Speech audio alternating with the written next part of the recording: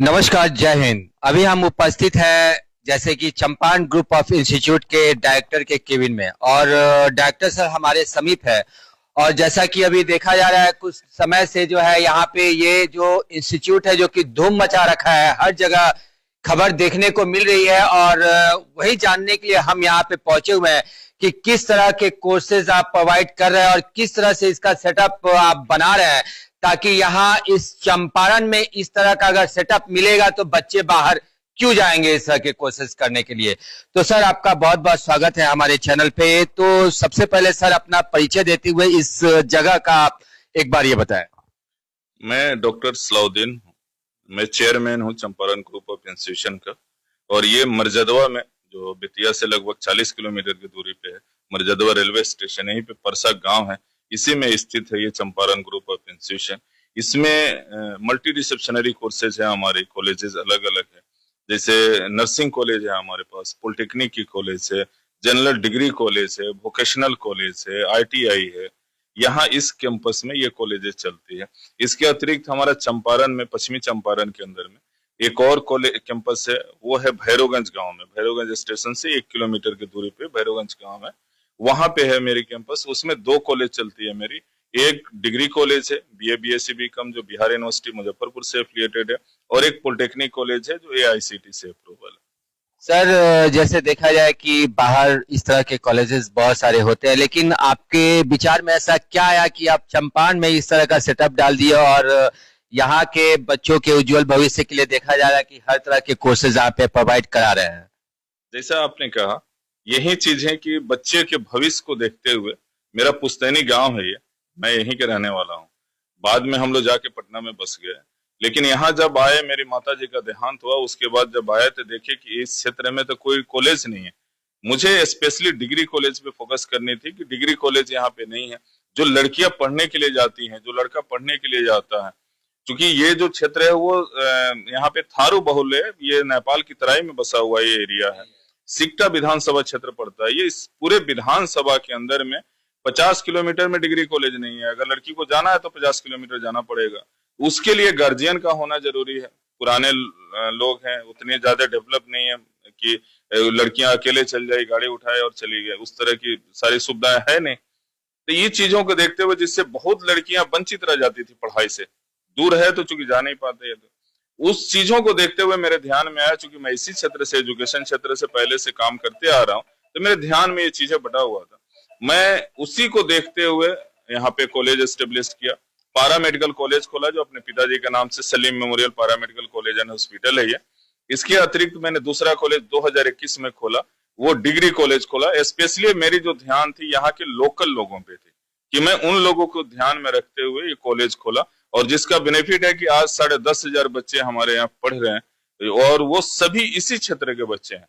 तो ये बड़ा मुझे खुशी मिलती है कि जो मैंने सोचा था कि इन क्षेत्र में वो काम करूं, वो काम में मैं एक एक स्टेप ले रहा हूं और बढ़ते जा रहा हूं। अब जब डिग्री कॉलेज खोला, पारा मेडिकल कॉलेज खोला, पारा मेडिकल पश्चिमी चंपारण का पहला पारा मेडिकल कॉलेज है मेरा। उसके बाद मुझे लगा कि नहीं, पॉलिटेक्निक करने के लिए बच्चे जाना पड़ता है, MP जाना पड़ता है बच्चे को, मध्य प्रदेश जाते हैं, हरियाणा जाते हैं। उन चीजों को ध्यान में रखते हुए मैंने सोचा कि जो इंडिया की जो पैसा, मतलब बिहार की जो पैसा है, पश्चिमी चंपारण का पैसा है, बिहार का है, वो पैसा दूसरे स्टेट में जा रहा है। इकोनॉमिकली पॉइंट ऑफ व्यू से ये चीजें सही नहीं है स्टेट के लिए। अगर कुछ काम आप कर रहे हैं इस क्षेत्र में, तो यहाँ ईंट कहाँ से खरीदिएगा, बालू कहाँ से लाइएगा, मजदूर कहाँ से लाइएगा, हर चीजें। एक एग्जाम देने यहाँ पे जैसे 2200 बच्चे आते हैं एग्जाम देने के लिए एक एक टाइम में। TP वर्मा का सेंटर रहता है, बेतिया का वुमेन्स कॉलेज का सेंटर, तो सेंटर पड़ता है लोगों का, तो आते हैं तो वो चाय कहाँ पियेंगे, पानी कहाँ पियेंगे। नेचुरली है कि सोसाइटी पे उसका इम्पेक्ट पड़ता है। तो उसका मैंने ध्यान रखते हुए चीजें किया कि सोसाइटी में उस चीजों को, जो इंडिया, जो चंपारण का पैसा है, जो बिहार का पैसा, वो बाहर नहीं जाए, बच्चे यहीं पढ़े। तो उसके लिए मैंने पॉलिटेक्निक कॉलेज खोला। नर्सिंग कॉलेज के लिए भी बाहर जाना पड़ता था बच्चे को। पश्चिमी चंपारण में कोई नर्सिंग कॉलेज नहीं था, अभी तो 3 कॉलेज है। पहला मेरा नर्सिंग कॉलेज है जो ANM GNM है, जो यहाँ पे पश्चिमी चंपारण का था। मैं उन सब चीजों को इसलिए ध्यान में दिया कि बच्चे हमारे बाहर नहीं जाए। जैसे ग्राउंड लेवल पे मैंने डिग्री कॉलेज खोला कि लड़कियां और लड़के बेतिया नहीं जाए, नरकटियागंज नहीं जाए, रक्सौल नहीं जाए पढ़ने के लिए, उनको ऑन द डोर वो सुविधाएं उपलब्ध हो सके, वो चीजें के लिए। और इसी तरह से मैं सभी कॉलेजेस को एक बाय एक खोलते चला गया। और मेरी आने वाली 5 साल की प्लान भी उसी तरह है कि यहाँ के क्षेत्र के लोगों को फेस देखते हुए मैं वो काम को करता हूँ। देखा जाए जिस हिसाब से आप बता रहे हैं तो आप एजुकेशन के लाइन में बहुत पहले से जुड़े हुए हैं और यहाँ के बारे में ऐसी सोच रखते हैं कि यहाँ के जो स्टूडेंट है, जो विद्यार्थी है, इस एजुकेशन को पाने के लिए वो कहीं बाहर ना जाए, जिसकी सुविधा आप यहाँ पे प्रोवाइड करा रहे हैं। लेकिन सर देखा जाए कि इस तरह के क्षेत्र ग्रामीण एरिया है और दूसरी बात कि यहाँ पे लोग गरीबी स्तर में ज्यादा है, उस तरह से लोगों के पास पैसा नहीं होता। जो खेत और किसान है, जो फसल उगा के अपनी कमाई करते हैं, जो कि साल में 2 बार या 3 बार उनके पास पैसा आता है। लेकिन उस तरह के अगर परिवार से कोई बच्चा आपके यहाँ अगर स्टडी करने आता है या कोई कोर्स करने आता है, तो उन लोगों के लिए आपने किस तरह से सुविधा रखा है आपने? देखिए, उसके लिए सुविधाएं हैं। जो बच्चे पढ़ने के लिए इंटरेस्टेड हैं, जिनकी रुचि है कि मुझे पढ़े, गार्जियन की रुचि है कि मेरा बच्चा पढ़े, क्योंकि पढ़ाई एक ऐसी चीज है, एक ऐसा हथियार है जिसे जग जीत सकते हैं। पढ़ाई वो चीज है कि आज लोगों का फेस मेरे सामने आया और मैंने संस्था को स्थापित किया इस क्षेत्र में। जो मैं चाहता तो ये संस्था मैं किसी भी ऑन रोड खोल सकता था, कहीं पे भी खोल सकता था। जमीन मुझे खरीदना ही था, बिल्डिंग मुझे बनानी थी, एफिलिएशन मुझे लेना ही था। ये सभी चीजें को इन्वेस्टमेंट मैं इस गांव में क्यों करता, इस समाज में यहाँ पे क्यों करता? इसके पीछे बस एक ही रीजन था कि शिक्षा थी हमारे पास और शिक्षा के माध्यम से मैंने देखा कि ये स्थिति में किस चीज की आवश्यकता है। उस चीजों को पूर्ति करने का एक छोटा सा प्रयास मैं कर रहा हूँ और आगे भी करूंगा। उसी तरह से शिक्षा जो है वो बहुत इंपॉर्टेंट है। अगर उसको करने की इंटरेस्टेड है, रुचिकर अगर है गार्जियन या बच्चे, तो उनके लिए पैसा बाधक नहीं होगी आज के युग में। क्योंकि 2 चीजें हैं। एक है कि 7 निश्चय योजना है जो माननीय मुख्यमंत्री के द्वारा चलता है। इसमें बच्चे को 4 लाख रुपया मिलता है जो इसको पढ़ाई करने। उसमें आप लैपटॉप ले सकते हैं, स्टेशनरी का सामान ले सकते हैं, कॉलेज की स्कूल की फी आप जमा कर सकते हैं। इसके अतिरिक्त जो वो भी देने के इच्छुक नहीं है, वो चाहते हैं कि नहीं हमको पढ़ना है, मैं वैसे गार्जियन को बोलता हूं कि आप हमारे पास आए। और ऐसे बच्चे हमारे पास 100+ हैं आज के डेट में, जिनको कोई पैसा नहीं देना है, उनको मैं पढ़ाता हूं। मेरी बस एक ही कंडीशन रहती है, एक ही शर्त है कि बच्चे हॉस्टल में रहें। जिनको मैं गोद लूंगा पढ़ाने के लिए, उनको मैं अपने साथ रखूंगा हॉस्टल में, उनको पूरी पढ़ाई लिखाई करके और जॉब तक की बनाने की रिस्पॉन्सिबिलिटी हमारी होगी और वो प्रयासरत है, चल रहा है। बहुत बड़ी बात आपने कह दी है कि अगर हम उनको गोद लेंगे तो उनका आगे का फ्यूचर भी बनाना हमारे हाथ में है। दूसरी बात सर कि आपके पास मैं देख रहा हूँ कि जैसे आपका जो एरिया है, जो ये कैंपस है, काफी बड़ा है और काफी बड़े एरिया में है, तो इसमें आगे का आप कैसा प्लान कर रहे हैं कि इसमें इस कैंपस में और किस तरह की ऐसी सुविधा होनी चाहिए ताकि मान लीजिए कि यहाँ बच्चे हॉस्टल में भी रहते हैं या शहर से भी यहाँ पे एजुकेशन लेने आते हैं, तो उन लोगों को आप कैसे प्रमोट कीजिएगा? देखिए सर, ये जो है ये 14 एकड़ का अभी आज के रेट में ये कैंपस है। इसमें 1 लाख से ऊपर कंस्ट्रक्शन एरिया है, बिल्डअप एरिया। 5 बिल्डिंग देखते होंगे इसमें कंटिन्यूसली बन रहा है। जो लास्ट वाला अभी बिल्डिंग बन रहा वो 96,000 स्क्वायर फीट का बिल्डिंग है। तो ये सभी चीजें मैं करते जा रहा हूँ, आगे भी करूंगा। जितना मैंने मेहनत मैं कर सकता हूँ वो करने का प्रयास मैं करूंगा इस समाज के लिए। मेरी लाइफ ये समाज ही है, मुझे और कुछ नहीं दिखाई देता, मुझे काम के अलावा कुछ दिखाई नहीं देता। आगे का जो फ्यूचर है, वो फ्यूचर प्लान मेरा ये है कि मैं अपनी माँ के नाम से, माँ करमबानो हॉस्पिटल, मेरे माँ का नाम करमबानो था, स्वर्गीय, तो उनके नाम पर मैंने माँ करमबानो हॉस्पिटल 110 बेड का मैं यहाँ पे एस्टेब्लिश कर रहा हूँ। उसकी प्लानिंग चल रही है, उसका बिल्डिंग बन रहा है खोलने के लिए।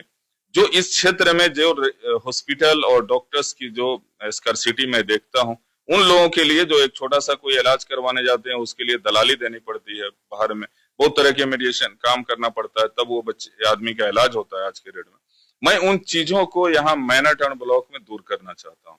एक मेरा छोटा सा ये है। आगे जो अगला 5 साल की प्लानिंग है, वो प्लानिंग बहुत बढ़िया है समाज के लिए। वो जैसे जैसे आएगा सामने आप देखेंगे और बहुत जल्द आएगा। वो आपकी सोच बहुत बड़ी है और सराहनीय भी है।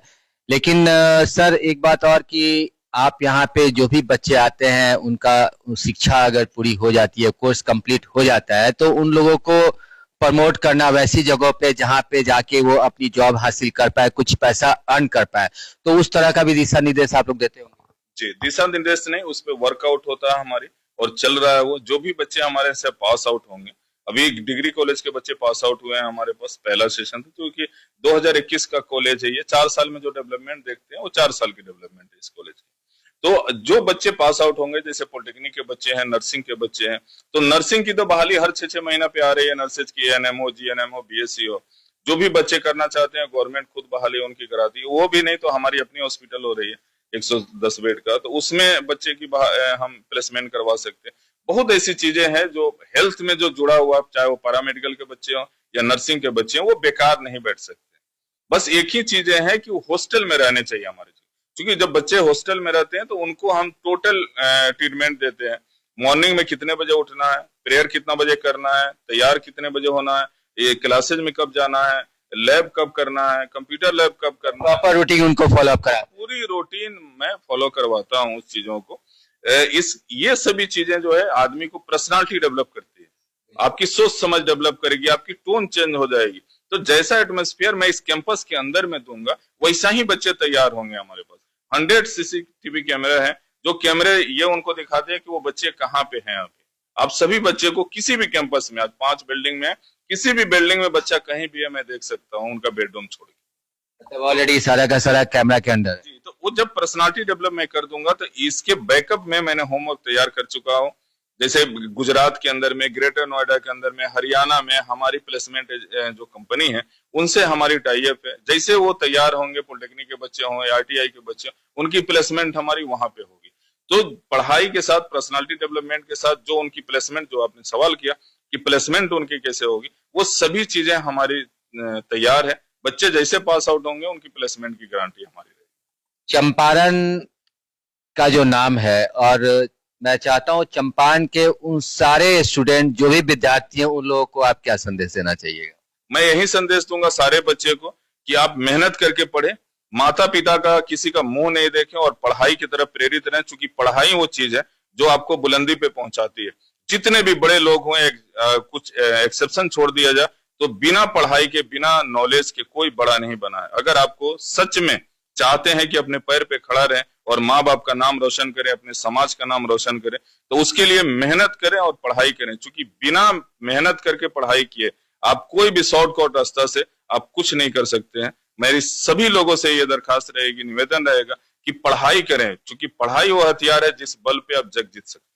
बहुत अच्छा लगा आपसे बात करके, क्योंकि पढ़ाई ही वो बल है जिससे आप जग जीत सकते हैं। और जहां तक आपने देखा कि सर ने जैसा कहा है कि हमने काफी सारे कोर्सेज जो है यहाँ से कराते हैं, जैसे कि आप नर्सिंग वगैरह का, या polytechnic, ITI, vocationals, paramedical degree, और साथ के साथ अनगिनत यहाँ पे कोर्सेज है, बीए, बीएससी, बीकॉम, जो आप यहाँ पे आके कर सकते हैं। और सबसे बड़ी बात कि आपको अपने चंपारण में अगर ये सुविधा मिल रही है, और साथ के साथ आपको हॉस्टल की फैसिलिटी भी यहाँ पे मिल रही है। और कैंपस तो हमारे वीडियो के जरिए आप देखिएगा कि यहाँ कैंपस भी बहुत अच्छा है, जहाँ पे ऑलरेडी जो है सीसीटीवी कैमरा के अंतर्गत आप अपने बच्चे को देख भी सकते हैं। तो मैं कोशिश करूंगा उन सारे माता पिता से कि अगर आपके बच्चे जो है अगर पढ़ाई में इंटरेस्ट रखते हैं, तो आप यहाँ आए, एक बार आके देखें, यहाँ समझें, और उसके अकॉर्डिंग जो है आप यहाँ पे नामांकन जरूर कराएं।